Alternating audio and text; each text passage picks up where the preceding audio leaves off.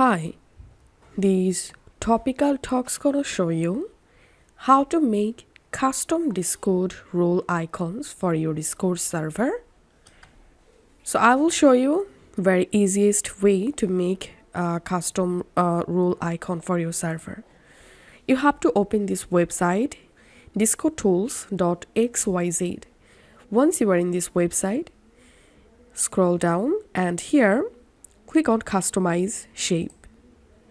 And now select a shape from here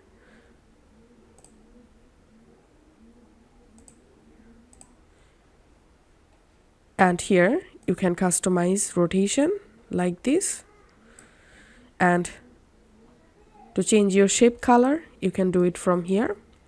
Now go to customize icon section, click on add a new icon to your collection, and now from these available icons you can select an icon. So I'm selecting this one. Here you will be able to customize your icons. You will be able to rotate your icon and click here to change your icon color. So here's I'm selecting this color, and now all you have to need just click on download, and as you can see the icon has been successfully downloaded and its format is PNG. And now you can easily upload this icon in your Discord role icons for your server. If this video helped you out, please leave a like and leave a comment down below. Thank you for watching.